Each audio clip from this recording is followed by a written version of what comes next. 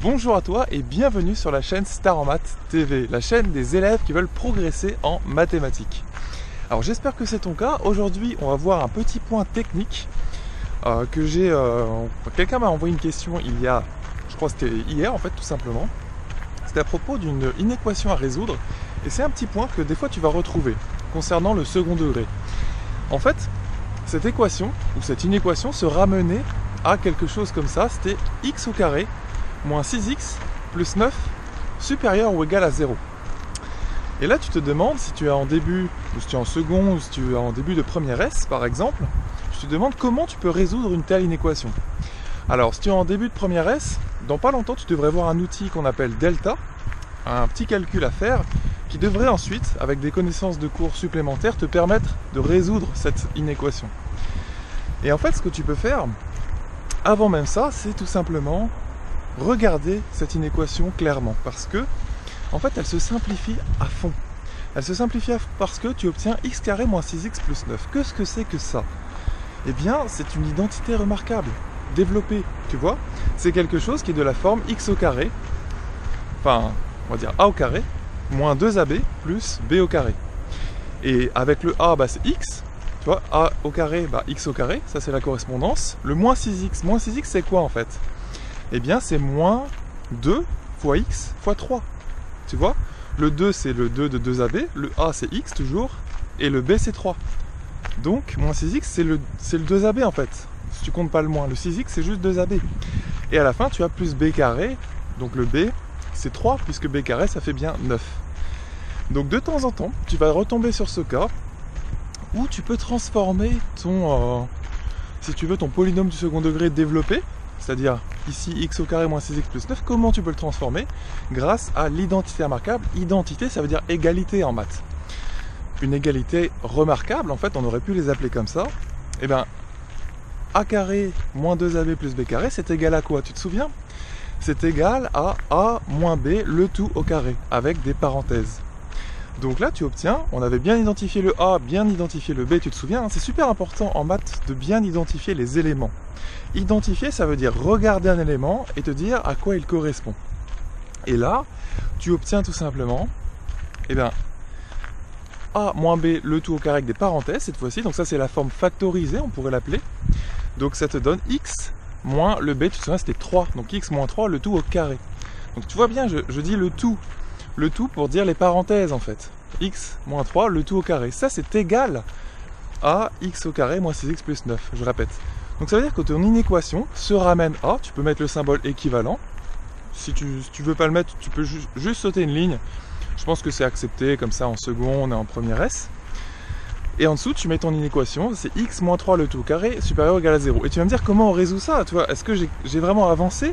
En fait oui, tu as avancé parce que x moins 3 le tout au carré, c'est un nombre au carré. C'est un carré en fait. Tu peux le dire comme ça. Tu peux le résumer comme ça. Et un carré, peu importe ce que tu as en dessous du carré, c'est supérieur ou égal à 0. Parce qu'un nombre au carré, c'est un nombre fois lui-même. Et un nombre fois lui-même, c'est toujours positif. Tu vois, si je prends 4, que je le mets au carré, ça donne 16. C'est positif. Si je prends moins 3, que je le mets au carré, ça fait moins 3 fois moins 3. Tu te souviens, un nombre au carré, c'est le nombre fois lui-même. Donc moins 3 fois moins 3. Le moins est aussi reporté, tu obtiens 9. Et 9 c'est positif. Donc bref, peu importe le nombre que tu prends, c'est toujours supérieur ou égal à 0. C'est égal à 0 quand le nombre en dessous du carré vaut 0. Donc ça veut dire que x-3, le tout au carré, on va enfin terminer la résolution de cette inéquation, mais c'est toujours positif en fait, peu importe la valeur de x.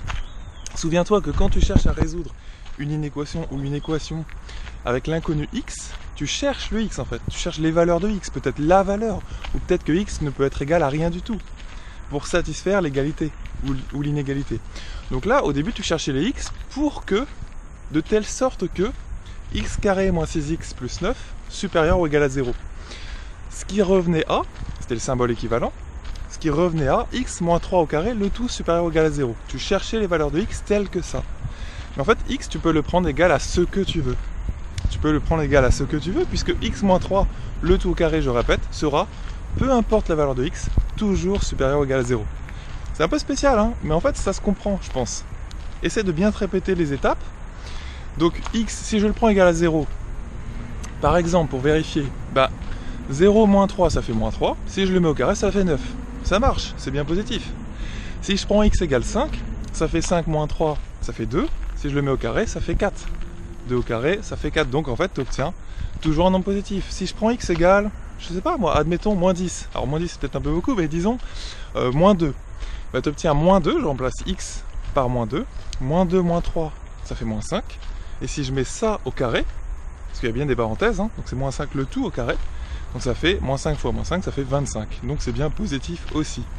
Bref, toutes ces valeurs que l'on a prises de x, 0, ou alors, qu'est-ce qu'on a pris d'autre, 5, ou alors moins 5, ou moins 3, ça marche. On aurait pu prendre x égale 10 000, ça donnera toujours à la fin un nombre positif. Donc ça veut dire que x, tu peux prendre, je répète, toutes les valeurs possibles. Donc les solutions x de cette inéquation, c'est tous les réels en fait. Donc tu peux noter S égale R. R étant l'ensemble des réels. Et S étant l'ensemble de tes solutions. Souvent en note, on finit la résolution d'une inéquation ou d'une inéquation comme ça, en notant S égale avec ton ensemble de solutions. Des fois c'est qu'une seule solution que tu mets entre accolades, des fois c'est un intervalle, et d'autres fois c'est tout simplement en fait R, tous les réels possibles, tous les nombres possibles, réels. Voilà donc un petit point que tu pourras sûrement utiliser si tu es en seconde ou en première, et de temps en temps aussi en terminale. Donc je te dis à la prochaine dans la vidéo de demain. C'était un petit peu long, mais il fallait bien expliquer les points techniques. Et n'oublie pas, si tu veux télécharger mon guide qui s'appelle 7 astuces pour augmenter rapidement tes notes en maths, tu peux le faire. Il suffit juste de venir sur mon blog et de taper ton email et tu reçois le guide directement en PDF. Tu peux le lire comme ça et voilà, appliquer les différentes techniques dont je parle. Je te dis à la prochaine dans la vidéo de demain.